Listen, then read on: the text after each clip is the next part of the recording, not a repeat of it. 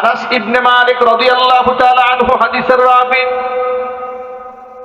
বর্ণনাকারী হুজুরের খাদেম সাহাবী বলেন, নবীজি বললেন, তোমাদের মাঝে এই মুহূর্তে একজন জান্নাতি ব্যক্তির আগমন ঘটবে। এ কথা শুনে আমরা অধীর আগ্রহী রইলাম, দেখি কে আসে। অবাক বিস্ময়ে তাকিয়ে রইলাম, কে আসবে? জান্নাতি ব্যক্তি কতই না সৌভাগ্যবান ব্যক্তিদের, যাকে আল্লাহ নবী জান্নাতি ব্যক্তি বলে ঘোষণা করেছেন। কিছুক্ষণের মধ্যেই দেখতে পেলাম, ইদ তালা আলাইনা রাজুলুম মিনাল আনসার। অবাক বিস্ময়ে তাকিয়ে রইলাম, দেখতে পেলাম জান্নাতি ব্যক্তি ঘোষণা দেওয়ার পরে আবু বকর, উমর, উসমান, আলী, সাদ বিন আবি ওয়াক্কাস, তালহা, জুবায়ের, এই ধরনের বিখ্যাত কেউ এলেন না। একেবারে আনসারী সাহাবীদের মধ্যে অখ্যাত একজন আজনা মানুষ মসজিদের মধ্যে প্রবেশ করলেন। এমন অবস্থায় প্রবেশ করেছেন, তামতিফু লিহিয়াতুহু বিউদুইহি, ওযুর পানিতে তার দাড়িগুলা ভেজা। মাত্র ওযু করে এসেছেন, দাড়িটা মুছেন নাই, মুখ মুছেন নেই। ওয়াকাদ আল্লাকানা আলাইহি বিয়াদিহি শিমাল, বাম হাতে জুতাটা ধরে মসজিদে ঢুকেছেন। একটু কল্পনার জগতে চলে যান, সাদা মাথা একটা মানুষ ওযু করে বাম হাতে জুতা নিয়ে মসজিদে ঢুকেছে, অথচ ইতোপূর্বে আল্লাহ নবী তাকে জান্নাতি ব্যক্তি বলে ঘোষণা করেছেন। সুবহানাল্লাহ হয় নাই? একটু বীর মুজাহিদের মতো চিৎকার দিয়ে বলুন সুবহানাল্লাহ। আনাস ইবনে মালিক বলেন, আমরা হতবাক হয়ে গেলাম। কোন বিখ্যাত কেউ এলেন না, একেবারে আপনার একজন আনসারী সাহাবী তিনি এলেন। সাদা মাথা মানুষ, দেখতে এমন কিছু নাই, কিন্তু তাকে আল্লাহ নবী জান্নাতি ব্যক্তি বলে ঘোষণা করেন। বর্ণনাকারী সাহাবী হযরত আনাস ইবনে মালিক বলেন, দ্বিতীয় দিন আল্লাহর নবীর পাশে আবার বসেছিলাম। হুজুর সেদিনও বললেন, ইয়াতুলু আলাইকুমুল আনা রাজুলুম মিন আহলিল জান্নাহ, এই মুহূর্তে তোমাদের মাঝে একজন জান্নাতি ব্যক্তি প্রবেশ করবেন। আমরা আবার অপেক্ষায় রইলাম, দেখি কে আসে। অবাক বিস্ময়ে তাকিয়ে দেখলাম, জান্নাতি ব্যক্তি আগমন করবে বলে গতকাল যিনি আগমন করেছেন, আজকেও তিনি এসে আবার মসজিদে হাজির হয়ে গেলেন। 2 দিন আল্লাহর নবী তাকে জান্নাতি ব্যক্তি বলে ঘোষণা করলেন। কোনো পাবলিসিটি নাই, তার কোনো শোহরত নাই, তিনি কোনো বিখ্যাত ব্যক্তি নন। গেল দ্বিতীয় দিন, তৃতীয় দিন আবার নবী বলছেন, আনাস ইবনে মালিক বলেন, আবার বললেন, তোমাদের মাঝে এই মুহূর্তে একজন জান্নাতি ব্যক্তি আসবেন। আমরা অপেক্ষায় থাকলাম, দেখি এখন কে আসে। অবাক বিস্ময়ে তাকিয়ে রইলাম, দেখি আবার ওই একই ব্যক্তি প্রবেশ করেছে। কয়দিন? জোরে বলুন, কয়দিন? 3 দিনে একজন ব্যক্তিকে আল্লাহর নবী জান্নাতি ব্যক্তি বলে ঘোষণা করেছেন, অথচ তিনি বিখ্যাত কেউ নন। সাহাবীদের মধ্যে কিউরিসিটি জাগ্রত হলো, প্রচন্ড আকারে আগ্রহ জন্ম নিল। এমন কি আছে তার মধ্যে যা আমাদের মধ্যে নাই? তাকে আলাদা করে বেহেশতি বলার কারণটা কি? নিঃসন্দেহে কিছুতে একটা আছে। সাহাবীদের মধ্যে আব্দুল্লাহ ইবনে আমর ইবনুল আস রাদিয়াল্লাহু তাআলা আনহু, তার আগ্রহটা একটু বেশি হলো। তিনি বলেন, যে কোনো মূল্যে আমি এর আমলটা খুঁজে বের করেই ছাড়বো। আর আল্লাহর ওলিরা কখনো মানুষকে দেখিয়ে আমল করেন না, তারা নিজেদেরকে সব সময় লুকিয়ে রাখেন, কারণ তারা যা করেন তা কার জন্য করেন? যদি বলুন, আল্লাহর সন্তুষ্টি কল্পেই করেন। আর মহান রব নীরবে নিবৃতে এদের আমল নামাগুলো এত ভারী বানায় দেন, আর হাসরের ময়দানে হাসতে হাসতে সমস্ত বিখ্যাত ব্যক্তিদের আগেই ওরা আল্লাহর জান্নাতের মেহমান হয়ে যাবে। আলহামদুলিল্লাহ। আসলে বাংলাদেশের একটা সংকট কালীন সময় আমরা অতিবাহিত করছি। এই মুহূর্তে মানুষ নির্বাচনকে কেন্দ্র করে একেবারে অন্তর্দ্বন্দ্বে লিপ্ত হয়েছে বাংলাদেশে, ঠিক না? ঠিক বলেন। বিভিন্ন জোট এবং তাদের বক্তব্য অনলাইন সোশ্যাল মিডিয়ার প্ল্যাটফর্মে বহু তর্ক বিতর্ক অনেক কিছু হচ্ছে, সামাজিক মাধ্যমেও এগুলো ছড়িয়ে পড়ছে। মানুষের মধ্যে দ্বিধা বিভক্ততা লক্ষ্য করা যাচ্ছে। আমি অত্যন্ত বিনয়ের সাথে অনুরোধ জানাচ্ছি, আলোচনা শুরু করার প্রারম্ভেই যে সমস্ত ভাইরা দাঁড়িয়ে আছেন, আপনারা এই মাঠে আমাকে বহু বছর পেয়েছেন, আপনাদেরকেও আমি বহু বছর পেয়েছি। মোটামুটি আমি ধারাবাহিক কয়েক বছর ধরে তো আসতেছি এখানে, ঠিক না ভাই? তা তো মেহেরবানি করে একটু পরিবেশ করে বসলে আমরা খুব দীর্ঘ আলোচনা করব না। রাষ্ট্রের সার্বিক অবস্থা, আপনাদের মানসিক অবস্থা এবং শীতের অবস্থা সব মিলেই আমরা সংক্ষিপ্ত পরিসরে কথা শেষ করবো ইনশাআল্লাহ। অনেক লম্বা ওয়াজ আমরা করবো না। আমি অত্যন্ত বিনয়ের সাথে অনুরোধ জানাচ্ছি, সকলে সোজা হয়ে একটু দাঁড়ান। লিল্লাহি তাকবীর। দাঁড়ান সোজা হয়ে, আল্লাহর উপর তাওয়াক্কুল করে দাঁড়িয়ে যান। মাশাআল্লাহ, একটু তাকবীর হবে, লিল্লাহি তাকবীর। এনার্জি কি শেষ হয়ে গেল আপনাদের? এখন কিন্তু ফুল এনার্জি লাগবে। আগামীতে ইসলামকে এগিয়ে নিতে হবে রাষ্ট্রে ইনশাআল্লাহ। ইনশাআল্লাহ ভালো করে বলতে পারেন নাই। আপনাদের ইনশাআল্লাহর উপরে ভিত্তি হবে আগামীর বাংলাদেশ। ঠিক তবে ঠিক? আগামীর বাংলাদেশ কোরআনের বাংলাদেশ হোক আপনারা চান? ইনসাফের বাংলাদেশ হোক আপনারা চান? ভাতৃত্বের বাংলাদেশ হোক আপনারা চান? কারা কারা চান? দোহার দেখতে চাচ্ছি, কারা কারা চাচ্ছেন? মাশাআল্লাহ, মাশাআল্লাহ, আল্লাহ কবুল করেন। তাহলে আগে আজকের এই বয়ান কিন্তু জীবনের শেষ বয়ান হতে পারে। ঠিক আছে ঠিক? গত দুদিন আগে ময়মনসিংহ অঞ্চলে আমরা যাচ্ছিলাম, 30 সালের আগেই, ভালুকা পার হওয়ার পরেই দেখতে পেলাম যে সেখানে বাসের চাপা পড়ে অটো রিক্সার মধ্যে আরোহী মারা গেছে, চালকও মারা গেছে। তো এই যে চালক মারা গেল, সে তো জানতো না আমার জীবনের শেষ মুহূর্ত এটা। আমরা কেউ জানি না কার মৃত্যু কখন আসে। আমরা চাই আমাদের মৃত্যুটা আল্লাহ পাক ভালো কাজে শেষ করে দেন। আল্লাহ পাক যেন আমাদের মৃত্যু এমন অবস্থায় করার যে আমরা আমলের মধ্যে রত আছি। জোরে বলেন আমিন। আল্লাহ কবুল করেন।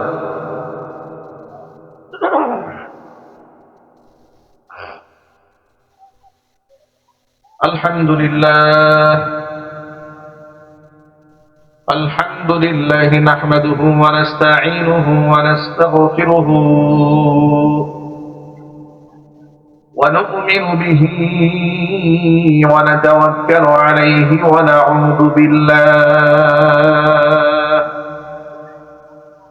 ونعوذ بالله من شرور أنفسنا ومن سيئات أعمالنا. من يهده الله فلا مضل له ومن يضلله فلا هادي له. ونشهد أن لا إله إلا الله وحده لا شريك له. ونشهد أن سيدنا ونبينا وحبيبنا وشفيعنا ومولانا محمدا عبده ورسوله الذي أرسله بالحق بشيرا ونذيرا وداعيا إلى الله بإذنه وسراجا منيرا. أما بعد فأعوذ بالله من الشيطان الرجيم. بسم الله الرحمن الرحيم. الذين إن مكناهم في الأرض أقاموا الصلاة وآتوا الزكاة وأمروا بالمعروف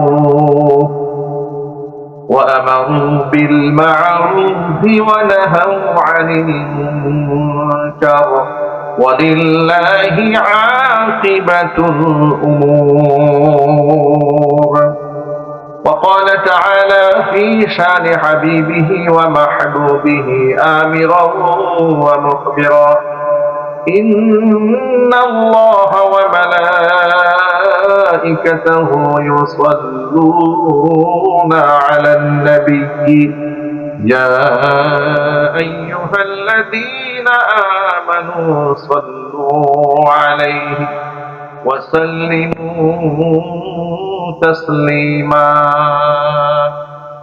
اللهم صل على محمد وعلى آل محمد كما صليت على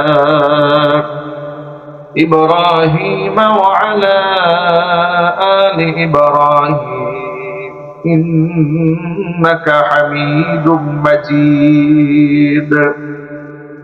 اللهم بارك على محمد وعلى آل محمد كما باركت على إبراهيم وعلى آل إبراهيم إنك حميد مجيد.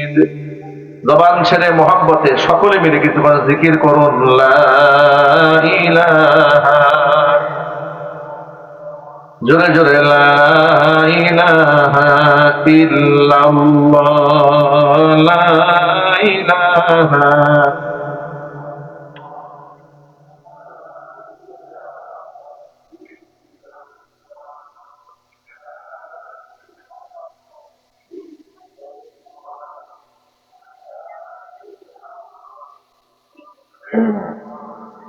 لا إله إلا الله، لا إله،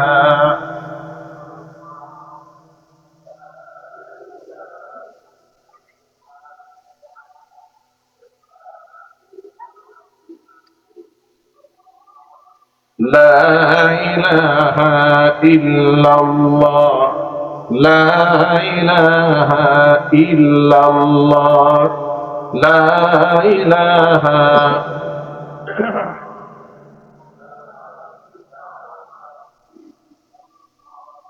لا إله إلا الله، لا إله إلا الله।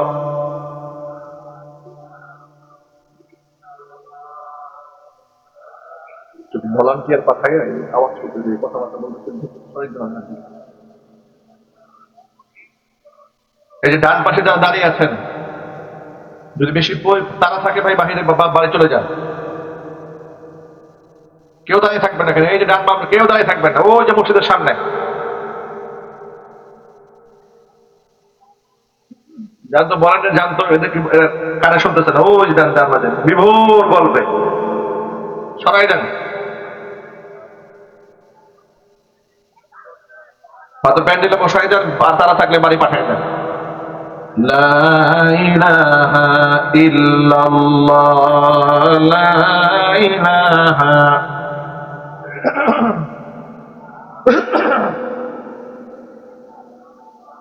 লা ইলাহা ইল্লাল্লাহ মুহাম্মাদুর রাসূলুল্লাহ সাল্লাল্লাহু আলাইহি ওয়াসাল্লাম। ঐতিহ্যবাহী গাজীপুর জেলার অন্তর্গত শ্রীপুর উপজেলা চন্নাপাড়া বাইতুর রহমান জামে মসজিদ, আমিনা খাতুন আদর্শ মহিলা মাদ্রাসা এবং হাজী হাসেন আলী কওমি মাদ্রাসা ও এতিমখানার হাফেজ ছাত্রদের পাগড়ি প্রদান উপলক্ষে আয়োজিত পঞ্চম বার্ষিক ওয়াজ মাহফিলের শেষ অধিবেশনের সম্মানিত সভাপতি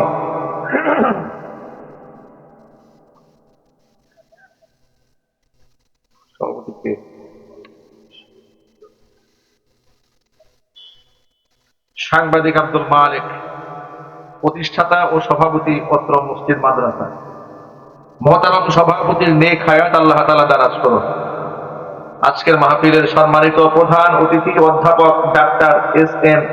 রফিকুল ইসলাম বাচ্চু, সহ স্বাস্থ্য বিষয়ক সম্পাদক, কেন্দ্রীয় বিএনপি, মহতারাম প্রধান অতিথির নেক হায়াত আল্লাহ তাআলা দারাজ করুন। আজকের মাহফিলের সম্মানিত বিশেষ অতিথিবৃন্দ, হাজরাত, ওলামায়ে কেরাম, মুরব্বিয়ানে আযম, অত্র এলাকা এবং পার্শ্ববর্তী এলাকার বিভিন্ন প্রান্ত থেকে ছুটে আসা দিন দরদি, ইমানদার, পরহেজগার, মুত্তাকি মুসলিম ভাইয়েরা, পর্দার অন্তরালে অবস্থানরত আমাদের সকলের শ্রদ্ধাভাজন পর্দানিশীন মা এবং বোনেরা, মহান আল্লাহ রাব্বুল আলামিনের দরবারে আলিশানের লাখো কোটি শুকরিয়া জ্ঞাপন করছি যে মহান আল্লাহ তাআলা বাংলাদেশের একটি সংকটকালীন মুহূর্তেও আমাদেরকে সমস্ত সংকটকে মোকাবেলা করে, প্রতিবন্ধকতাকে মোকাবেলা করে নবী করিম সাল্লাল্লাহু আলাইহি সাল্লামের ভাষায় বেহেশতের বাগানের মধ্যে উলামায়ে কেরামের মাজলিসে কোরআন হাদিসের মাহফিলে যথা সময় উপস্থিত হয়ে কোরআন সুন্নাহ থেকে আলোচনা করার, আলোচনা শোনার সুবর্ণ সুযোগ তৈরি করে দিয়েছেন। সেজন্য আপনারা খুশি না বেজার? কম না বেশি? উচ্ছ্বসিত কণ্ঠে, খুশি মনে, মন প্রাণ উজাড় করে আল্লাহ পাকের শেখানো ভাষায় শুকরিয়া জ্ঞাপন করছি। জবান ছেড়ে দিয়ে সকলে একযোগে বলছি আলহামদুলিল্লাহ। রব্বানা লাকাল হামদ হামদান কাসীরা তাইয়িবান মুবারাকান ফীহি ইয়া রব্বি লাকাল হামদু কামা ইয়ানবাগি লিজালালি ওয়াজহিকা ওয়া আযীমি সুলতানিকা। মহান আল্লাহ রাব্বুল আলামিন আজকের ওয়াজ মাহফিলকে কবুল করুন।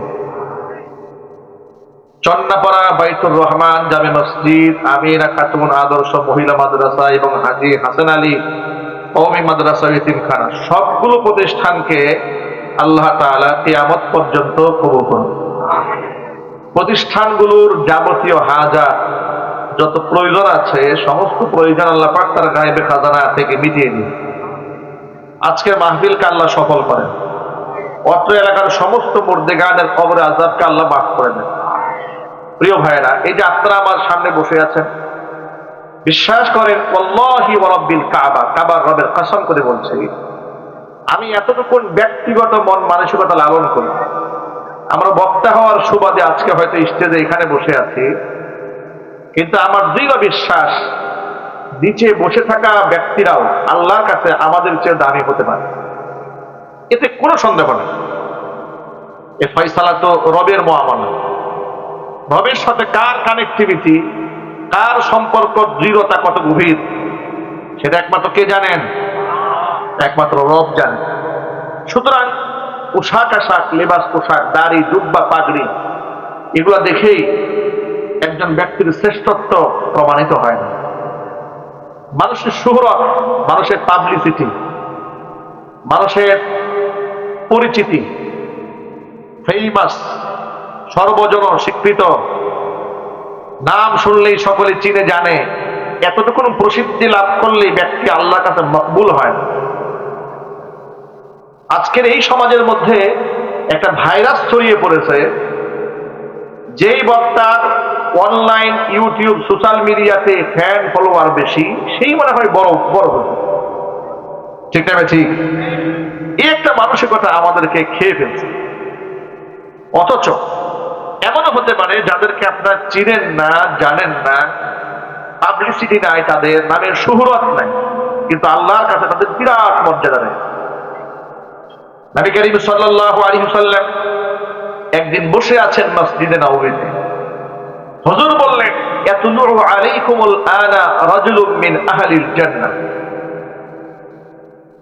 আনাস ইবনে মালিক রাদিয়াল্লাহু তাআলা আনহু হাদিসের রাবী,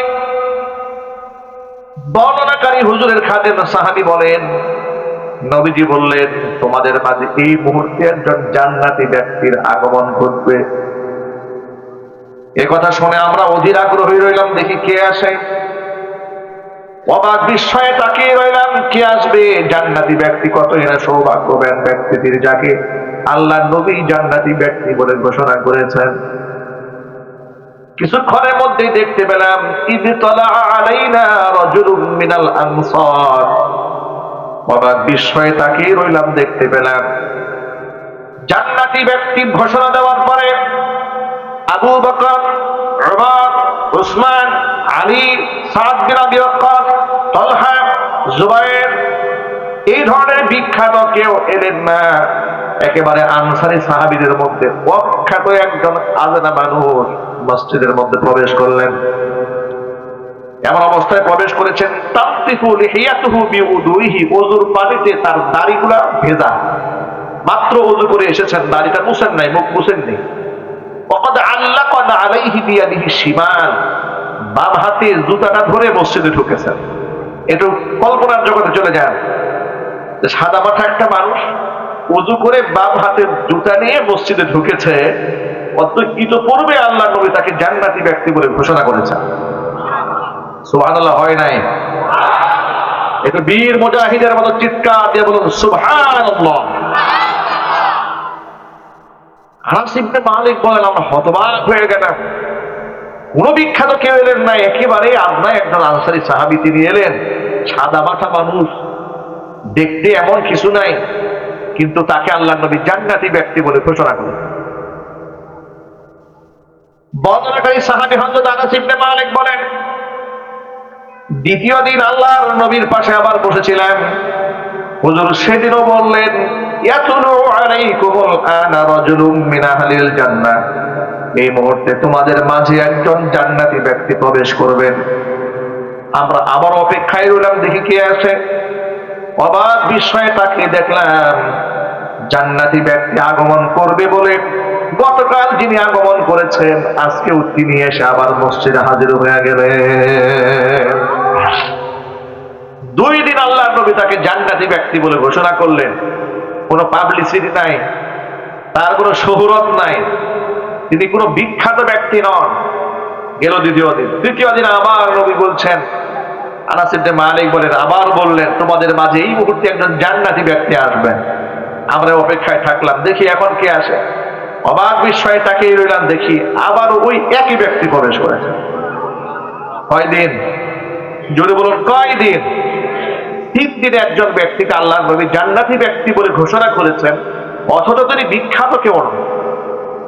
সাহাবীদের মধ্যে কিউরিসিটি জাগ্রত হলো, প্রচন্ড আকারে আগ্রহ জন্ম নিল। এমন কি আছে তার মধ্যে যা আমাদের মধ্যে নাই? তাকে আলাদা করে বেহিশতি বলার কারণটা কি? নিঃসন্দেহে কিছুতে একটা আছে। সাহাবীদের মধ্যে আব্দুল্লাহ ইবনে আমর ইবনুল আস রাদিয়াল্লাহু তাআলা আনহু, তার আগ্রহটা একটু বেশি হলো। তিনি বলেন, যে কোনো মূল্যে আমি এর আমলটা খুঁজে বের করেই ছাড়বো। আর আল্লাহর ওলিরা কখনো মানুষকে দেখিয়ে আমল করেন না, তারা নিজেদেরকে সব সময় লুকিয়ে রাখেন, কারণ তারা যা করেন তা কার জন্য করেন? যদি বলুন আল্লাহর সন্তুষ্টি কল্পেই করেন। আর মহান রব নীরবে নিবৃতে এদের আমল নামাগুলো এত ভারী বানায় দেন, আর হাসরের ময়দানে হাসতে হাসতে সমস্ত বিখ্যাত ব্যক্তিদের আগেই ওরা আল্লাহর জান্নাতের মেহমান হয়ে যাবে। এখন তার মধ্যে এমন কি আমল আছে জানা দরকার। আর জানার উপায় একটাই, তার সাথে থাকতে হবে, সময় কাটাতে হবে। মানুষের ব্যাপারে দূর থেকে ভালো মন্দ মন্তব্য করা যায়, আসলে মানুষটা কেমন মানুষ পাশে না গেলে বোঝা যায় না।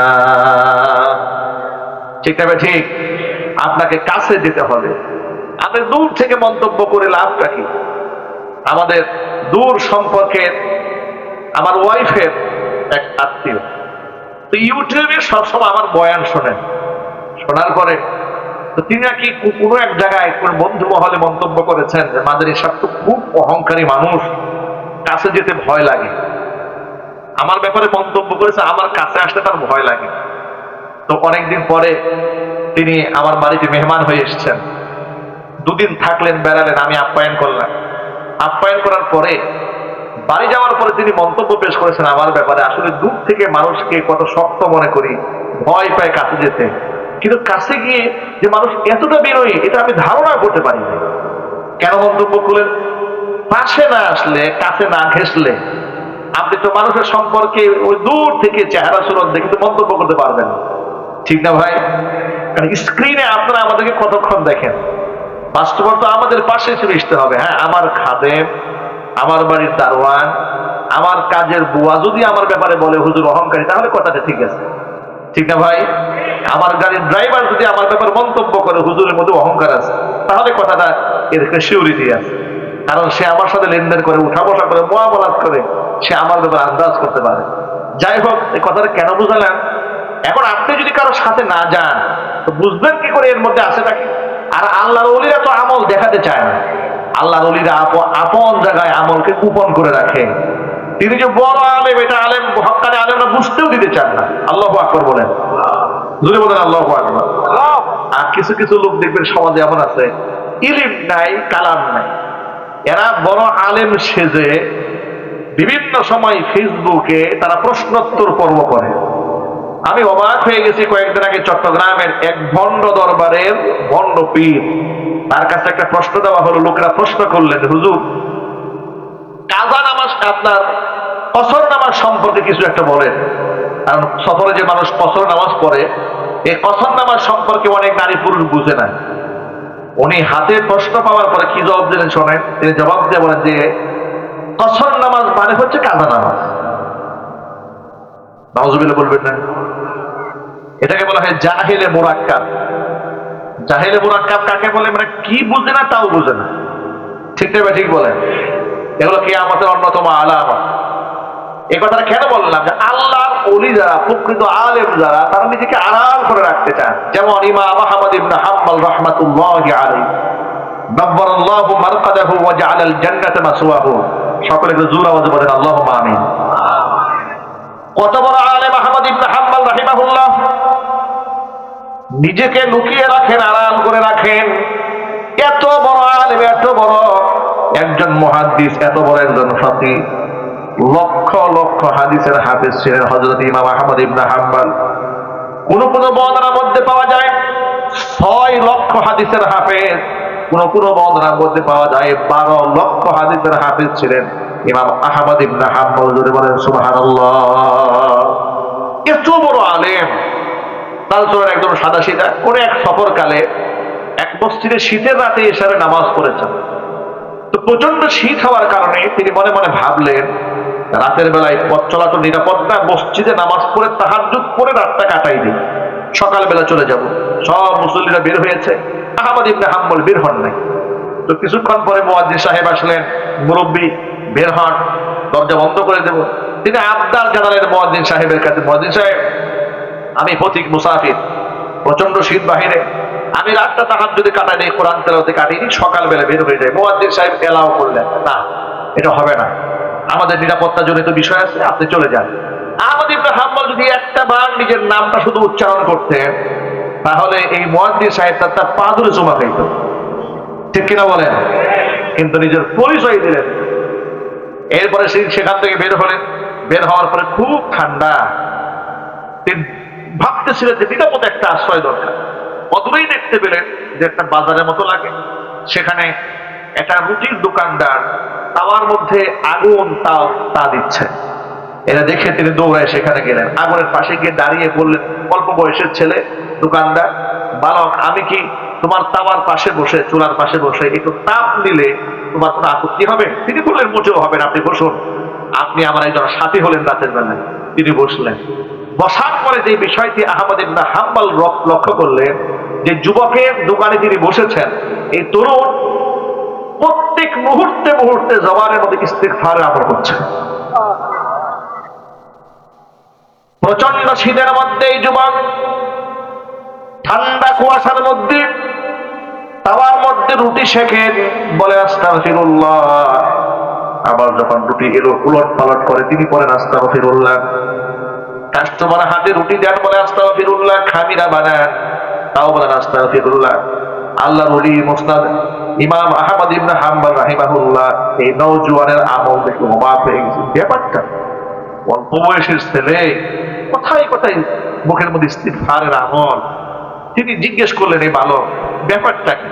তুমি কোথায় কোথায় মুখে ইস্তিগফার করো, কারণটা কি বলবে আমাকে? তিনি বললেন, পথিক মুসাফির, শুনুন, আমি এই আমলটা করতে করতে আল্লাহ তাআলা আমার জিহ্বার দাম, জবানের মর্তবা মর্যাদা এতটা বৃদ্ধি করেছে যে আমি এই জবান দিয়ে আল্লাহর কাছে যে দোয়া করি সাথে সাথে কবুল হয়ে যায়। আল্লাহ আমাকে মুস্তাজাব দাওয়া বানিয়ে দিন, আমি আমার কোনো দোয়া বিফলে যায় না। আহমদ ইবনে হাম্বল অবাক বিষয় তাকায় আছে, সুবহানাল্লাহ। এই যে আমি কেন বললাম যে আমরা স্টেজে বসে আছি দেখি যে আমরা একেবারে আল্লাহ মুত্তাহার কুতুবে রব্বানি মাহবুবে সুবহানি হয়ে গেছে, তা না। এখানে নিচে বসে থাকা ব্যক্তিরাও মর্তবা এবং মর্যাদাগত দিক থেকে এমনও হতে পারে যে রবের সাথে তাদের মুআমালা আমাদের চাইতে অনেক ঘনিষ্ঠ, ঠিক কিনা? আহমদ ইবনে হাম্বল রাহমাতুল্লাহি আলাইহি যুবকের কথায় খুব অবাক হলেন। এর পরের পয়েন্টটা আরো অবাক হলেন। যুবক বলেন, পথিক শুনুন, আমি আমার জীবনে যত দোয়া করেছি সব দোয়া আল্লাহ পাক কবুল করে নিয়েছেন, শুধুমাত্র কেবলমাত্র একটি দোয়া কেন যে কবুল হলো না আজ বুঝতে পারলাম না। আহমদ ইবনে হাম্বল জিজ্ঞেস করলেন, কোন দোয়া কবুল হয়নি? যুবক বলল, আল্লাহর কাছে বহুবার দোয়া করেছি, জামানার শ্রেষ্ঠতম আলেম আহমদ ইবনে হাম্বলকে আমি জীবনে একবার হলেও নিজের চোখে দেখতে চাই। সব দোয়া কবুল হয়েছে, এই দোয়াটা যে কেন কবুল হলো না আমি এটা বুঝলাম না। আহমদ ইবনে হাম্বল রাহিমাহুল্লাহ এতক্ষণ পর্যন্ত নিজেকে আড়াল করে রেখেছিলেন, কিন্তু যুবকের এই কথা বলার পরে আর আড়াল করে রাখা যায় না, আর আড়াল করে রাখা যায় না। তিনি নিজের পরিচয় দিয়ে বললেন, যুবক শোনো, আল্লাহ পাক তোমার সেই দোয়াও মঞ্জুর করে নিয়েছেন। মহান আল্লাহ পাক জমানার শ্রেষ্ঠতম আলেম আহমদ ইবনে হাম্বলকে তোমার সাক্ষাতে তোমার দোকানে পাঠিয়ে দিয়েছে। যুবক আহমদ ইবনে হাম্বলকে আলিঙ্গন করলেন, কপালের মধ্যে চুমু খেলেন। আল্লাহর ওলিরা এইভাবে পরিচয় দিতে চান না, লুকিয়ে রাখতে চান। তাদের নূর, তাদের ইলমের নূর, তাদের আমলের সৌরভ চতুর্দিকে আল্লাহ এমনিতেই ছড়াইয়া দেন। দেখেছেন না, বর্তমান জাতীয় মসজিদ বাইতুল মুকাররমের খতিব মুফতি আব্দুল মালিক হাফিজাহুল্লাহ নিজেকে সারা জীবন আড়াল করে রেখেছেন। আমরা 2008 সালে হুজুরের কাছে বুখারী আউয়াল পড়েছি জামিয়াতুল উলুমিল ইসলামিয়াতে। মালিবাগ জামিয়া শারঈয়া মালিবাগ যখন 2007 সালে ভাগ হলো, সেই মাদ্রাসা আমরা 7-এর মিশকাতের ছাত্র, 8-এর দাওরার ছাত্র। তো দাওরাতে মুফতি আব্দুল মালিক হাফিজাহুল্লাহ আমাদেরকে বুখারী আউয়াল পড়াতেন, কিতাবুল ঈমান অধ্যায়টা পুরোটাই পড়িয়েছেন। এমন সাদা মাথা মানুষ, এত নিরহংকার মানুষ, এত বড় আলেম যে বড় বড় মুফতি মুহাদ্দিসরা অনেক সময় আমাদের ক্লাসে এসে বসতেন তার ছাত্র হওয়ার জন্য। আল্লাহু আকবার বলেন। তো হুজুরের কদর এত তো বুঝতাম না, ছাত্র জীবন তো এতটা কদর বুঝতাম। দেখতাম খেতে বসেছেন, প্লেটটা একেবারে চেটে পুটে খেতেন। পাঞ্জাবি একটা পরেছেন, এর কোনো একদম গেট আপ সেট আপ কিছু নাই। টুপি একটা সাধারণ পরে আছেন, জুতা একটা পায়ের সাইজে একটু বড় পরে আছেন, একদম নরমাল সাদা মাথা। একদিন তিরমিজির ক্লাসের আমাদের যিনি উস্তাদ ছিলেন, শাইখে তিরমিজি বলা হয়, মাওলানা মুফতি আব্দুল মতিন সাহেব, ঢাকা শহরের বড় বড় আলেমরা তাকে খুব ভালো করে চিনেন এবং ইলমি ময়দানে তার বিরাট সুনাম এবং সুখ্যাতি আছে। আবু হানিফা রাহমাতুল্লাহি আলাইহি এবং হানাফি মাসলাকের নামাজের যে সহিহ দলিল বিশুদ্ধ হাদিসের আলোকে কিতাব তিনি লিখেছেন, সহিহ হাদিসের আলোকে হানাফি মাযহাবের মানুষের নামাজ সহিহ হাদিসের আলোকে, একটা কিতাব তিনি লিখেছেন আব্দুল মতিন সাহেব। আব্দুল মতিন সাহেব একদিন বুখারীর ক্লাসে তিনি আব্দুল মালিক সাহেব হুজুরের ক্লাসে ছাত্র হয়ে বসে পড়েছেন আমাদের সাথে। আল্লাহু আকবার বলবেন না? তখন আমরা আমাদেরকে দাওরাতে হুজুর ক্লাস করাচ্ছেন, আব্দুল মতিন সাহেব চলে এসেছেন আব্দুল মালিক সাহেব হুজুর ছাত্র হওয়ার জন্য।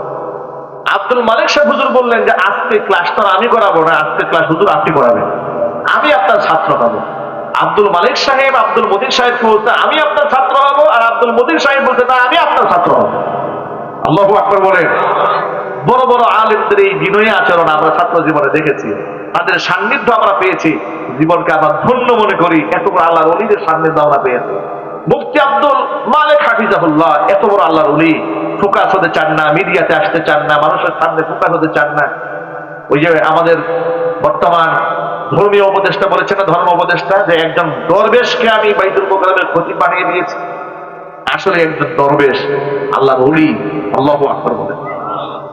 কত বড় আলেম!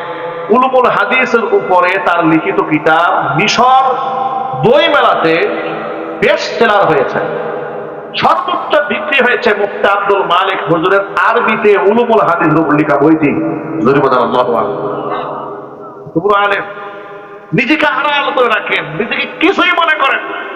আমার ওনাকে দেখলেই মনে হয় নবী করিম সাল্লাল্লাহু আলাইহি ওয়াসাল্লামের সেই হাদিস খানা, মান তাওয়াদুআ লিল্লাহি রাফাআহুল্লাহ, যেই ব্যক্তি যত বিনয়ী হয় আল্লাহ পাক তাকে তত উঁচু উপরে উঠায় দেয়। মান তাওয়াদুআ তারাফা, যেই ব্যক্তি যত নিচু হয় আল্লাহর জন্য মহান আল্লাহ পাক তাকে তত উঁচু বানিয়ে দেন। ঠিক না? এই জন্য যত ভাইরা এখানে এসেছেন, এটা আমাদের জন্য বিরাট একটা সবক। 2 দিন তাহাজ্জুদের নামাজ পড়ে পরের দিন মানুষের কাছে গল্প করেন, ভাই আমার কিন্তু তাহাজ্জুদ কাজা হয় না, কি আছে না নাই? এটা জোরে বলেন যে ভাই আমার কিন্তু শেষ তৃতীয়াংশে অটোমেটিক ঘুম ভেঙে যায়, তাহাজ্জুদের গল্প শুধু বলতে মনে চায়। এটা আপনার মনে চায় না, শয়তান আপনারা দিয়ে বলায়। কেন বলায়? আপনার যে ওই যে আল্লাহর জন্য যে কাজটা করেছিলেন সে রিয়া দিয়ে যেন ধ্বংস করা যায়, লৌকিকতা দিয়ে যেন শেষ করে দেওয়া যায়, শয়তান আপনাকে আসর দেবে, আপনি এটাকে পাত্তা দেবেন। আমরা যা করবো কার জন্য করবো? আল্লাহ পাকের জন্য। ভাই আমার, আনাস ইবনে মালিক রাদিয়াল্লাহু তাআলা আনহু বলেন, 3 দিন আল্লাহর নবী এমন একজন অখ্যাত সাহাবীকে জান্নাতি ব্যক্তি বলে ঘোষণা দেওয়ার পরে আমাদের মধ্যকার একজন আব্দুল্লাহ ইবনে আমর ইবনে আস, তার মধ্যে এত বেশি কিউরিসিটি জাগ্রত হলো, তিনি জানতে চাইলেন তার মধ্যে আমলটা কি, কিন্তু তিনি তো আমল তো বলবেন না। এই জন্য তিনি একটা কৌশল অবলম্বন করলেন। তিনি বললেন আনসারীকে, বাড়িতে আমার বাবার সাথে একটু দ্বন্দ্ব হয়েছে, আমি নিয়ত করেছি 3 দিন 3 রাত বাড়ি যাব না, আমি আপনার সাথে আপনার বাড়ি থাকতে চাই, একটু জায়গা দেবেন আমাকে? আনসারী সাহাবী বলেন, কোনো অসুবিধা নেই, চলুন আপনি আমার সাথে আমার বাড়িতে। 3 দিন 3 রাত তার সাথে সময় কাটালেন। 3 দিন 3 রাত চলে গেল, কিন্তু স্পেশাল উল্লেখযোগ্য কোনো আমল তিনি দেখতে পেলেন না। উনিও নামাজ পড়েন, সেও নামাজ পড়ে, উনিও সত্য কথা বলেন, সেও সত্য কথা বলে, কোনো আমলে পার্থক্য নাই। তিনি 3 দিন পরে এবার তিনি জড়তা ভেঙে আসল কথাটা বলেই ফেললেন যে, ভাই আসলে আমার বাবার সাথে কোনো ঝগড়া হয়নি, বিবাদ হয়নি, আমি কৌশল করেছি আপনার সাথে এসে জানতে চাচ্ছিলাম যে আসলে আপনার মধ্যে আছে কি। বলে, কেন, কি হয়েছে? আল্লাহ নবী আপনার অ্যাবসেন্সে 3 দিন আপনাকে জান্নাতি ব্যক্তি বলে ঘোষণা করেছেন। একটু জোরে বলতে হবে সুবহানাল্লাহ। আমার খুব আগ্রহ আপনার মধ্যে আছে তাই। তিনি কি জবাব দিয়ে শোনেন? তিনি বললেন, আব্দুল্লাহ রে, আমার মধ্যে যে বড় কোনো আমল নাই, তবে একটা বিষয় আমি সব সময় করার চেষ্টা করি, সেটা হচ্ছে আদালা আজিদু ফি নাফসি দিশান লি আহাদিন মিনাল মুসলিমিন। তামাম দুনিয়াতে যত মুসলমান আছে, কোন মুসলমানের প্রতি আমার কলিজার মধ্যে ন্যূনতম কোনো বিদ্বেষ আমি পোষণ করি না। জোরে বলেন সুবহানাল্লাহ। কোন মুসলমানের প্রতি আমার কোনো বিদ্বেষ নাই, কোনো রাগ নাই, কোনো ঘৃণা নাই। এমনকি দুনিয়ার কোন মুসলমানকে আমি কোনো ব্যাপারে হিংসাও করি না।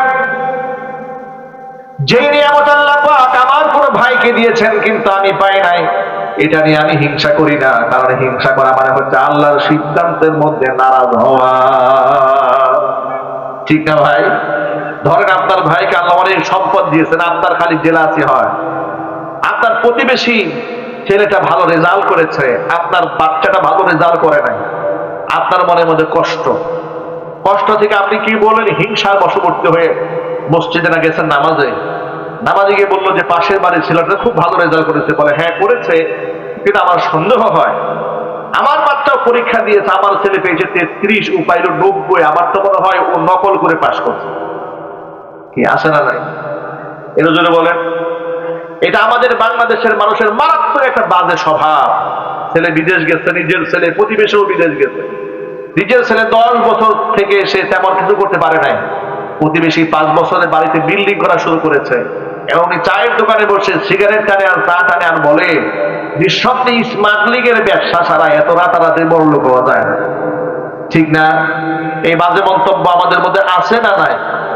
এর জন্য বলতে হবে, এগুলো আমাদের আছে। আমরা একে অপরকে মারাত্মক লেভেলে হিংসা করি। আর এই যে বর্তমান বাংলাদেশের নির্বাচনের হাওয়া বয়ে যাচ্ছে, এখন দেখবেন হিংসা, বিদ্বেষ, গীবত শেখায় কোন পর্যায়ের, কত প্রকার এবং কি কি।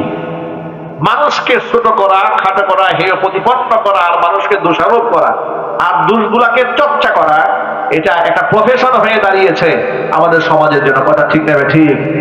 আমরা এই সমাজ দেখতে চাই না। আমরা হিংসার সমাজ চাই না, আমরা বিভেদের সমাজ চাই না, আমরা সাম্যের সমাজ দেখতে চাই, আমরা ইনসাফের সমাজ দেখতে চাই, আমরা ন্যায় বিচারের সমাজ দেখতে চাই, আমরা আল কোরআনের সমাজ দেখতে চাই। ঠিক না ঠিক? জুড়ে বলেন। আল কোরআনের সমাজটা কেন বললাম? হিংসা বিদ্বেষ যদি আপনি দূর করতে চান, ইনসাফ যদি কায়েম করতে চান, জাস্টিস যদি কায়েম করতে চান, আল কোরআনের সমাজের বিকল্প কোনো রাস্তা নাই। কারণ প্রচলিত যে গণতান্ত্রিক সিস্টেম, ওই সিস্টেমের মধ্যে দিয়া খোদার কসম এই জমিনের মধ্যে কিয়ামত পর্যন্ত ইনসাফ কায়েম সম্ভব হবে না।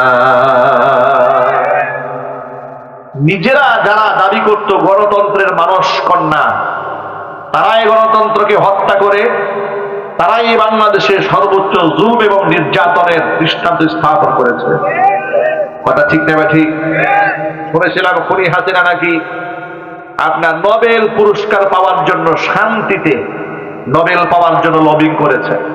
ঠিক না? শোনেন না আপনারা? খুনি হাসিনা নাকি শান্তিতে নোবেল পাওয়ার জন্য লবিং করেছে, অথচ শান্তিতে খুনি হাসিনাকে নোবেল দিলে অশান্তির শকুন হিসেবে নোবেল পাওয়ার আর কাউকে খুঁজে পাওয়া যাইত না। ঠিক না ঠিক? ডোনাল্ড ট্রাম্প, সেও নাকি শান্তিতে নোবেল পাওয়ার জন্য ঘুরে। গত কয়েক বছর নাকি খুব চেষ্টা করেছে, পায় নাই। চিন্তা করেন তো, ওর মতো একটা পাগল যার হাতে ফিলিস্তিনের লক্ষ লক্ষ মুসলমানের নারী পুরুষ আবাল বৃদ্ধা বনিতা রক্ত লেগে আছে। কথা ঠিক না ঠিক জুড়ে বলেন? কত মানুষকে সে খুন করেছে আধিপত্য বিস্তারের নামে। এরা আমাদের মানবতার শিক্ষা দেয়, এরা আমাদেরকে সবক শেখাতে আসে। পশ্চিমারা আসে আমাদেরকে সভ্যতা শেখাতে, যে দেশের অসভ্য মানুষগুলা পুরুষ পুরুষকে বিবাহ করে, নারী নারীকে বিবাহ করে। ল্যাংটা হয়ে রাস্তাঘাটে মেয়েরা ঘুরে বেড়ায়, বিকিনি পরে ঘুরে বেড়ায়, ওরা আমার দেশের হিজাব নিয়ে মন্তব্য করে। কথা ঠিক না ঠিক? আবার ওদেরকে খুশি করার জন্য আমার দেশের কিছু রাজনীতিবিদরা বলে যে আমরা ক্ষমতায় গেলে নারীদেরকে বুরকা বাধ্যতামূলক করব না। একজন জিজ্ঞেস করলো, আপনারা ক্ষমতায় গেলে কি নারীরা হাফ প্যান্ট পরে চলতে পারবে? বলে অবশ্যই চলতে পারবে, এটা হচ্ছে তার ফ্রিডম, এটা তার স্বাধীনতা। নাউজুবিল্লাহ পড়েন, এটা জুড়ে বলে না নাউজুবিল্লাহ।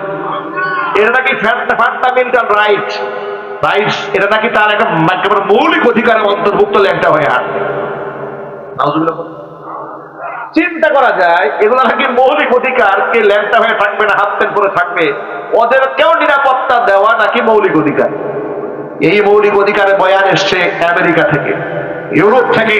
মনে রাখবেন, আমার মা বোনদের কি অধিকার রয়েছে আর পুরুষদের কি অধিকার রয়েছে, এটা পশ্চিমা নাস্তিক বেঈমান কাফের তাদের কাছ থেকে আমরা শিখতে চাই না, আমরা কোরআন থেকে শিখতে চাই। ওদের মধ্যে যদি মানবতা থাকতো, ওরা ফিলিস্তিনে অসংখ্য মানুষকে খুন করতো না, ওরা নারীদেরকে খুন করতো না, হসপিটালে হামলা করে অসুস্থ রোগী এবং ডাক্তারদেরকে খুন করতো না। কথা ঠিক নেবে ঠিক? ভেনেজুয়েলা একটা স্বাধীন রাষ্ট্র, রাষ্ট্রপতি রাষ্ট্রপ্রধানকে এবং তার স্ত্রীকে সেখানে হামলা করে তুলে নিয়ে গেল। চিন্তা করা যায় কত বড় সন্ত্রাসী। এরা আমাদেরকে মানবতা শেখায়, বিশ্বের মোড়ল হয়েছে ওরা। আমার বন্ধুগণ, এই কথাটা আপনাদের পেছনে সামনে বলার কারণটা কি? কারণ হলো অনেক ভাইদেরকে দেখতে পাচ্ছি তারা খুশি হইয়া বলতেছে আগামীতে আমেরিকা আমাদের ক্ষমতায় দেখতে চায়। কেউ বলে ভারত আমাদেরকে ক্ষমতায় দেখতে চায়। অসব আল্লাহ পাকের বাংলাদেশের যে সরকারকে আমেরিকা ক্ষমতায় দেখতে চায়, কসম করে বলি ওই সরকার বাংলাদেশের জন্য কাজ করবে না। ঠিক কিনা বলেন? ওই সরকার ইসলামের জন্য কাজ করবে না। কারণ কাফের বেঈমানেরা কোনদিন মুসলমানদের উপর খুশি হতে পারে না। কোরআন মাজিদ আল্লাহ পাক মূলনীতিদের 1000 বছর আগে নবীকে জানিয়ে দিয়েছেন আমার হাবিব, ওয়ালান তারদা আনকাল ইয়াহুদু ওয়ালান নাসারা হাত্তা তাত্তাবিআ মিল্লাতাহুম। নবীজি, ইহুদি আর খ্রিস্টানেরা কশির কালেও আপনার উপর সন্তুষ্ট হবে না যতক্ষণ না পর্যন্ত আপনি নিজের ধর্ম বাদ দিয়ে তাদের ধর্মের অনুসারী না হবে। ইহুদি আর খ্রিস্টানরা আমাদের উপরে কোনোদিন খুশি হবে না। আপনি যত কিছুই করেন না কেন খুশি হবে না আমার ধর্মের আদর্শ ছেড়ে দেওয়ার আগ পর্যন্ত। এখন আমি জিজ্ঞেস করতে চাই, আমরা কি ইহুদি আর খ্রিস্টানদের মনস্তুষ্টি কামনায় আমাদের ধর্ম ছেড়ে দেব? এটা জোর আওয়াজে বলতে হবে, ছাড়বো? আমরা কি আমাদের আদর্শ ছেড়ে দেব? না, আমরা আদর্শ ছেড়ে দেব। আপনি বলবেন ওদের খুশি না করলে তো ক্ষমতায় যাওয়া যাবে না। তো ক্ষমতা আপনাকে যেতে বলেছে কে? এদেরকে খুশি করে আপনার ক্ষমতায় যেতে বললো কে? আল্লাহ কি আপনার ক্ষমতা যেতে বাধ্য করেছেন? আল্লাহ বলেছেন যে ক্ষমতায় না গেলে কবিরা গুনাহ হবে। বরং মহান আল্লাহ রাব্বুল আলামিন বলেছেন এদের সাথে সখ্যতা করলে তোর জাহান্নামে যেতে হবে। ঠিক না? বেরিয়ে জুড়ে বলেন। আপনি যদি বলেন হুজুর এত কিছু বলে লাভ নাই, এদের সাথে সখ্যতা না করলে কোনোদিন চেয়ারও দখল করা যাবে না, বাংলাদেশ ঠিকও করা যাবে না। আমি বলবো আপনার মতো লোকদের চেয়ারে যাওয়ার দরকার নাই। বাংলাদেশ ঠিক করার দায়িত্ব আপনার মতো মুনাফিক আল্লাহ দেয়ও নাই। বাংলাদেশ ঠিক করার দায়িত্ব তারা গ্রহণ করবে যারা কাফেরদের চোখে চোখ রেখে কথা বলবে তালেবানদের মতো। আফগান মুজাহিদদের কিনে দেখি বাংলাদেশের কিছু তথাগত ইসলামিস্টরা তামাশা করে, ব্যঙ্গ বিদ্রুপ করে।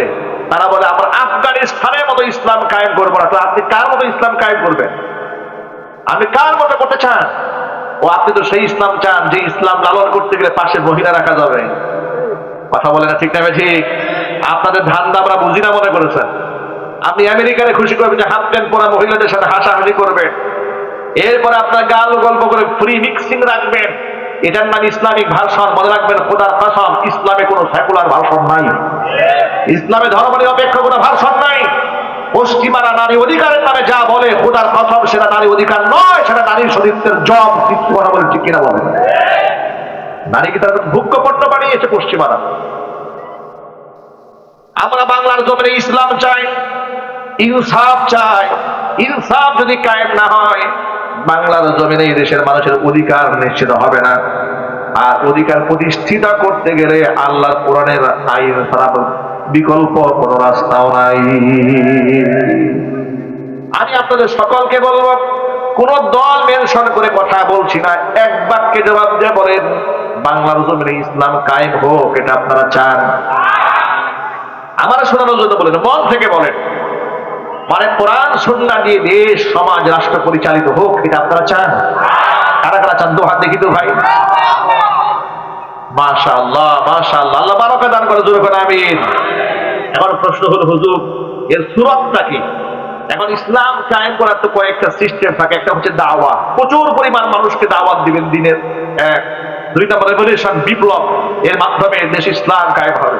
এই রেভলিউশনের পরিবেশ যেহেতু নাই, গণতান্ত্রিক সিস্টেমটা বাংলাদেশে চালু আছে, অন্তত পক্ষে আজ-জরুরাতু তুবিহুল মাহদুরাত ফতোয়ার একটা মূলনীতি আছে।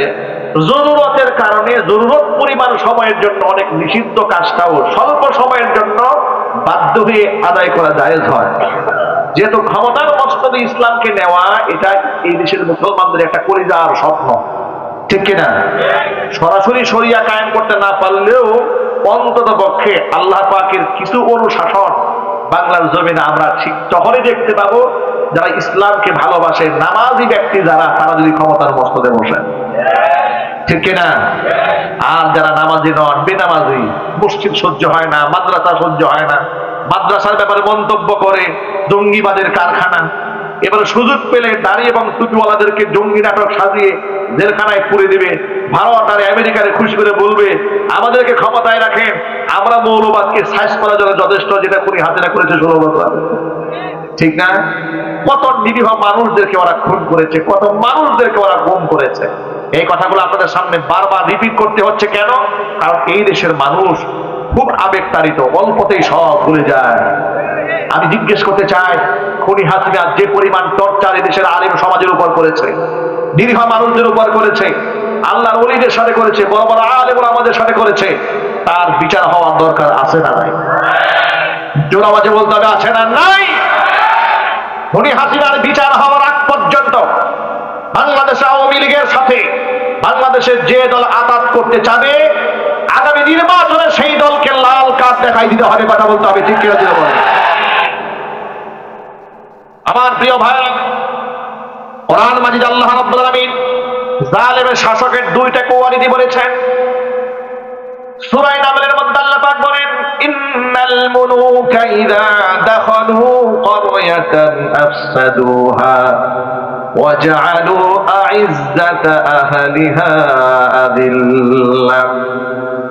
জালেমের শাসক যখন কোন এলাকা দখল করে নেয়, দুইটা কাজ করে। এক নাম্বার কাজ, আফসাদুহা, দেশের মধ্যে নৈরাজ্য সৃষ্টি করে, ফাসাদ সৃষ্টি করে, দুনিয়ার মধ্যে অশ্লীলতা একেবারে বেহায়াপনার চরম পর্যায়ে পৌঁছে দেয়। দুই নাম্বার কাজ করে, ওয়াজআলু আ'ইজ্জাতা আহলিহা আযিল্লা, দেশের সম্মানিত মানুষদেরকে ওরা বেইজ্জত করে ছেড়ে দেয়।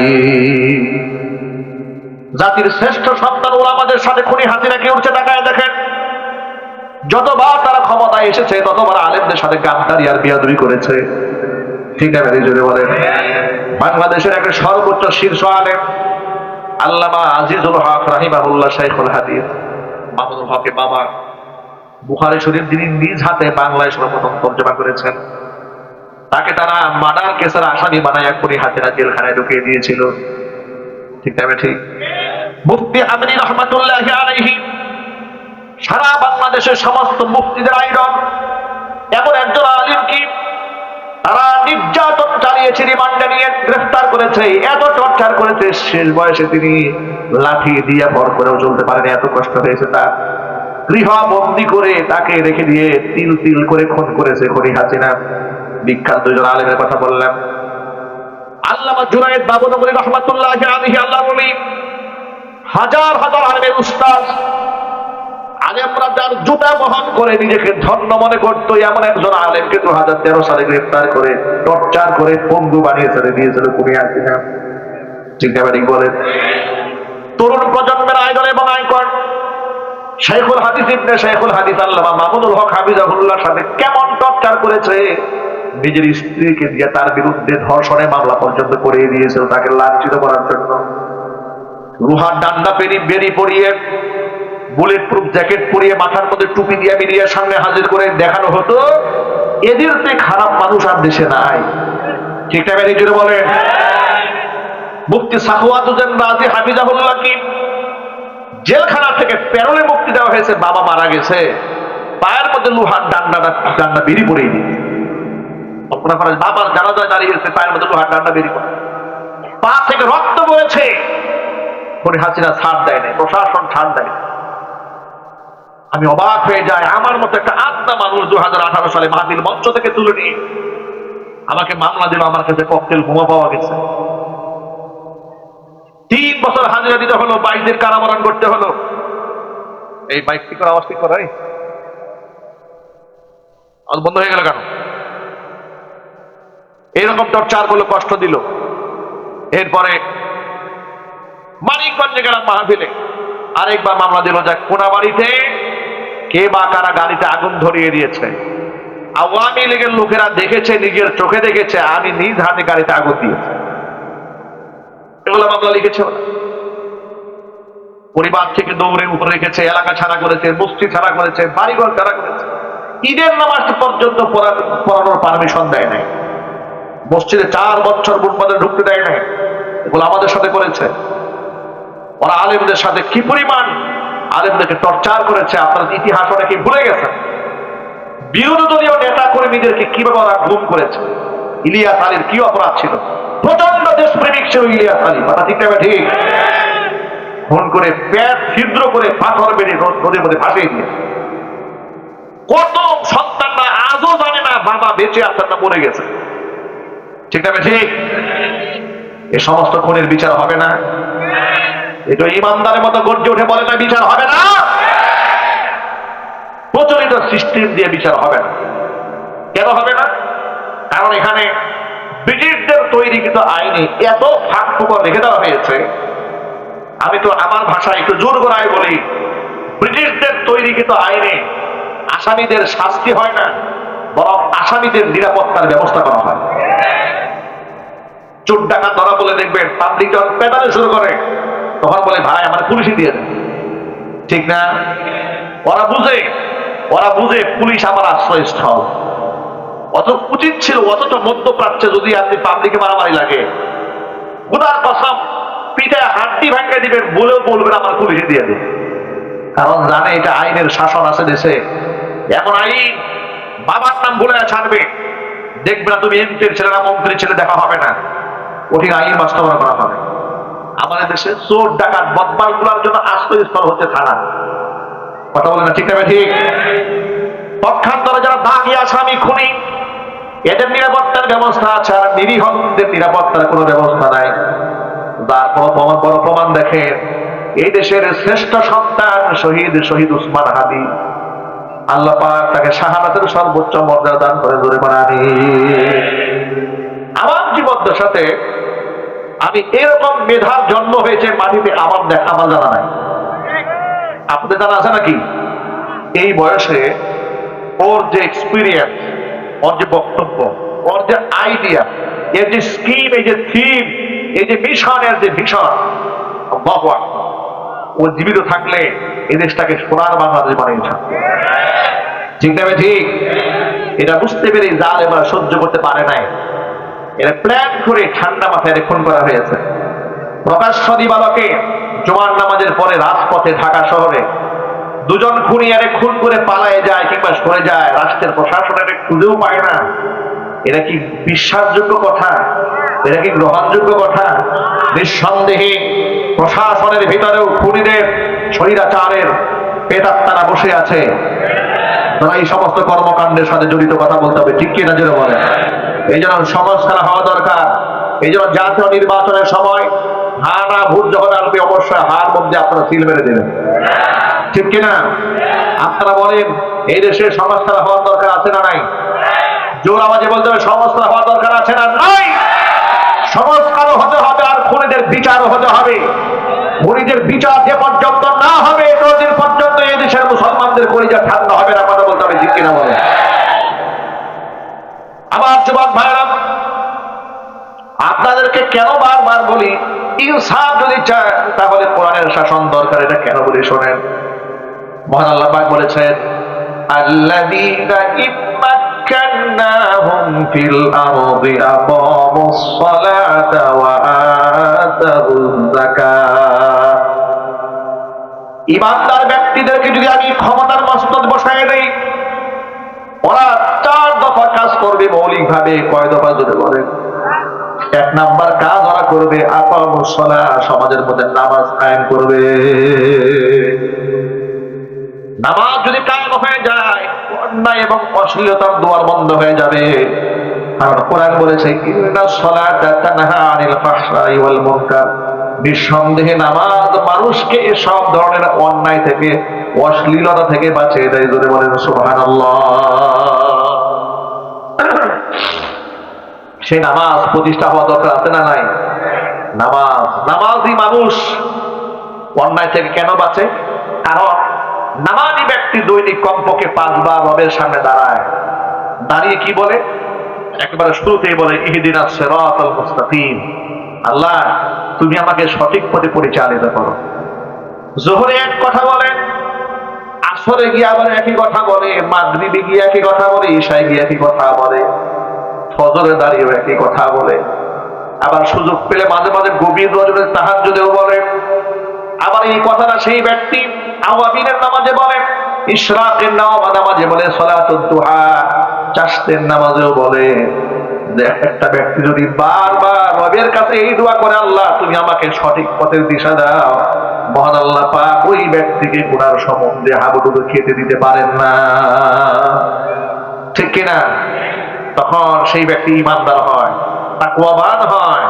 সেই ব্যক্তির কলিজার মধ্যে আল্লাহ পাক ঈমানের নূর ঢেলে দেয়। জোরে বলেন সুবহানাল্লাহ। এই জন্য রাষ্ট্রীয়ভাবে যদি এই দেশে ইসলাম কায়েম হয়, এর মধ্যে 1 নাম্বার কাজ হবে দেশে নামাজ কায়েম হবে। নামাজ কায়েম হোক, আপনারা চান? নামাজ কায়েম হওয়ার অর্থ এটা না যে পড়লে পড়লো, না পড়লে না পড়লো, এটার নাম নামাজ কায়েম নয়। নামাজ তো ব্যক্তিগতভাবে আমাদের কাছে কায়েম আছে, আমরা নামাজ পড়ি আলহামদুলিল্লাহ। কিন্তু রাষ্ট্রীয়ভাবে নামাজ পড়তে হবে। কোন মুসলমান নামাজ ছাড়া থাকতে পারবে না। ঠিক কিনা বলেন? 2 নাম্বার ওয়াতাবুজ যাকাত, যাকাত ভিত্তিক অর্থের ব্যবস্থা তারা সমাজের মধ্যে চালু করে দেবে। তাহলে ধনী দরিদ্রের যে আকাশ সময় ব্যবধান রয়েছে, এই ব্যবধানটা থাকবে না। কেউ থাকবে 5 তলায়, কেউ থাকবে 5 তলায়, তাও হবে না। রাতের বেলায় মাঝে মাঝে দেখি প্রচন্ড কুয়াশা, রাস্তায় ড্রেনের পাশে ইট একটা মাথায় দিয়ে শুয়ে ঘুমায় বসে। আহারে, মানুষ কত কষ্ট করছে। ঠিক না ভাই? ফকির মিসকিন রাস্তাঘাটে অভাব নাই। এগুলা কোনদিন দূর হবে না যাকাত ভিত্তিক অর্থ ব্যবস্থা চালু হওয়ার আগ পর্যন্ত। এই সুদ ভিত্তিক অর্থ ব্যবস্থা কি করে? মানুষকে ধনীকে শুধু ধনী বানায় আর গরিবরে শুধু গরিব বানায়। ঠিক না ঠিক বলেন? অর্থাৎ ব্যাংক থেকে টাকা আনলে যে টাকাটা আনলো সে খুব একটা লাভবান হতে পারে না, হতে পারে না। আপনি আনেন 10 টাকা, ফিরে দিতে হয় 30 টাকা। ঠিক না? আপনি বাড়িটারি বন্ধ রেখে আপনি একটা ব্যবসার জন্য টাকা কিছু আনছেন, ব্যবসার মধ্যে আপনার লস হয়ে গেল, ব্যাংক টাকা মাফ করবে? আপনার বাড়ি বিক্রি করে আপনাকে ঘর থেকে বের করে দিয়ে বাড়ি বিক্রি করে ব্যাংকটার টাকা নিয়ে যাবে। আপনি গরিব থেকে আরো গরিব হলেন, দরিদ্র থেকে আরো দরিদ্র হলেন। ইসলাম এই জন্য বলে ইয়ামহাকুল্লাহু রিবা ওয়া ইউরবিস সাদাকাত, সুদ আমি আল্লাহ নিশ্চিহ্ন করে দেই, দানকে আমি আল্লাহ বৃদ্ধি করে দেই। সুবহানাল্লাহ। ইসলাম আসলে রাষ্ট্রীয়ভাবে যাকাত দেওয়া ফরজ হয়ে যাবে। আল্লাহু আকবার। 3 নাম্বার দায়িত্ব হবে তাদের ওয়া'আমারু বিল মা'রুফি ওয়া নাহাউ আনিল মুনকার, সৎ কাজের আদেশ দিবে, তারা অসৎ কাজ থেকে নিষেধ করবে। সমাজের মধ্যে যত প্রকারের অশ্লীলতা সব রাষ্ট্রীয়ভাবে নিষিদ্ধ হয়ে যাবে। ওয়াজ নসিহত করে তো গোটা দেশ ভালো বানানো সম্ভব না কিয়ামত পর্যন্ত, কিন্তু আইন করে দেশটাকে একেবারে সোজা বানায় দেওয়া সম্ভব। ঠিক কিনা বলেন?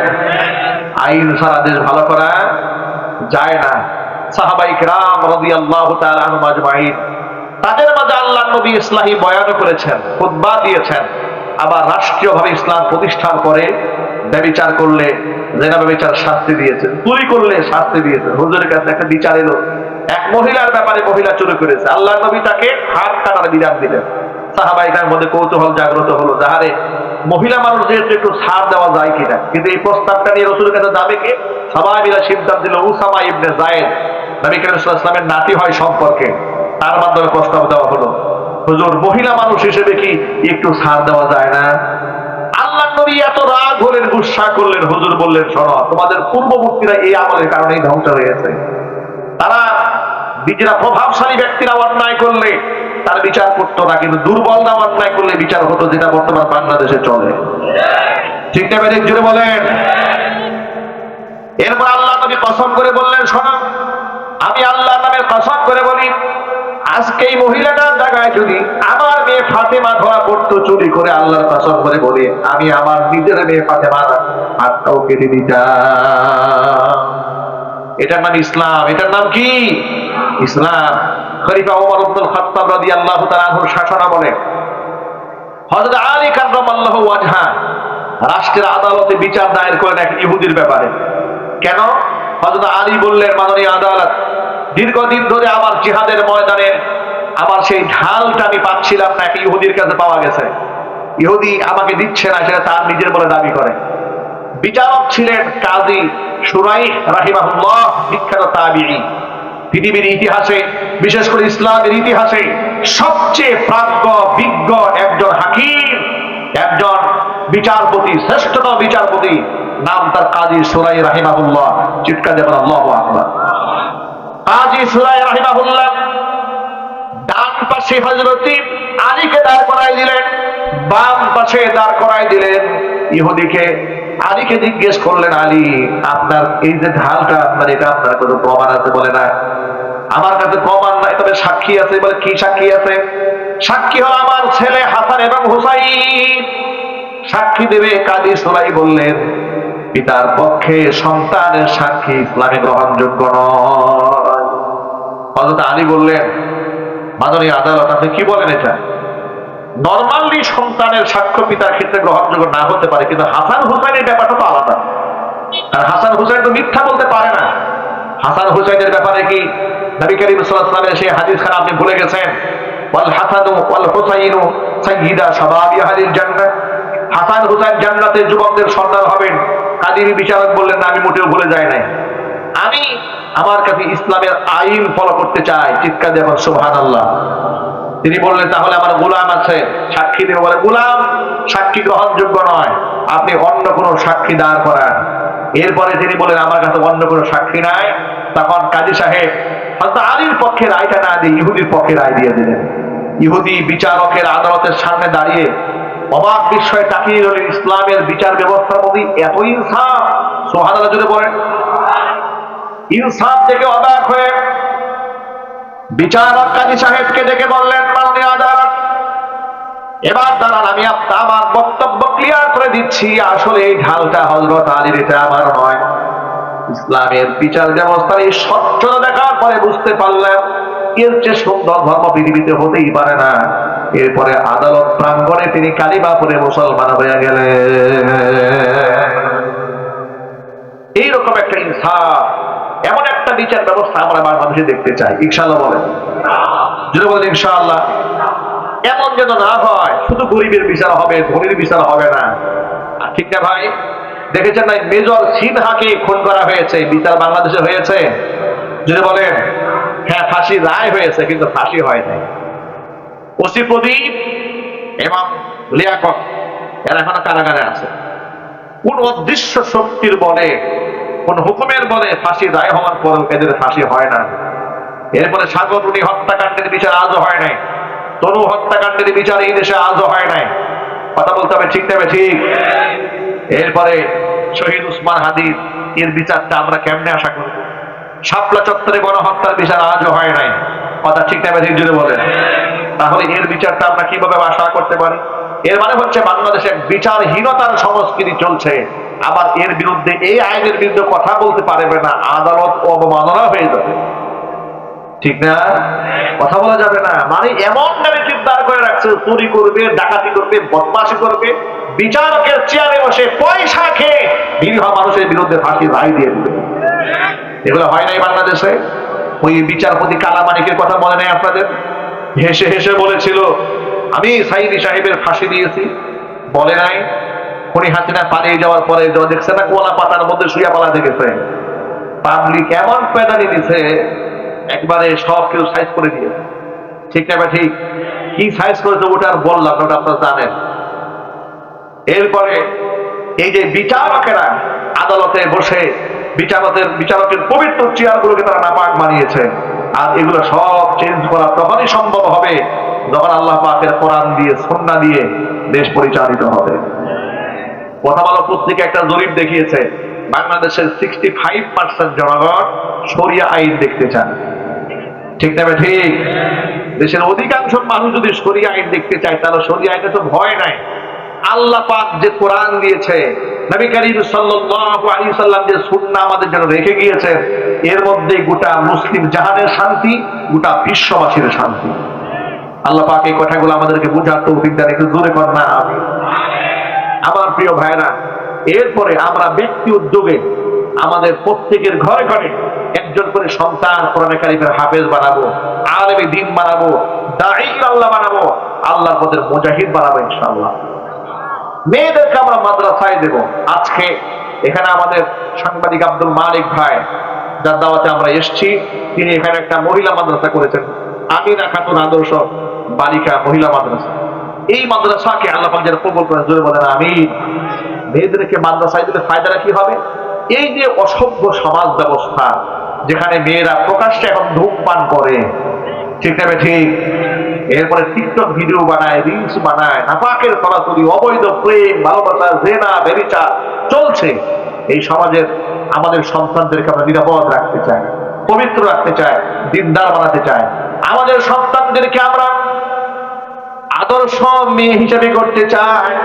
যে মেয়েটা আদর্শ মেয়ে হবে, সে এক সময় আদর্শ স্ত্রী হবে।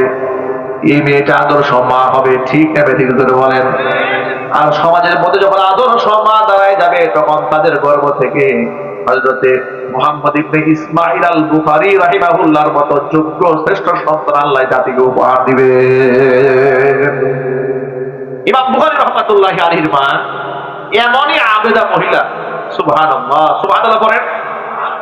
ইমাম বুখারী মুহাম্মদ ইবনে ইসমাঈল আল বুখারী জন্ম হলো, কিছুদিন পরে রোগে আক্রান্ত হয়ে চোখের দূরদৃষ্টি হারাই ফেললেন, দূরচোখ হারাই ফেললেন।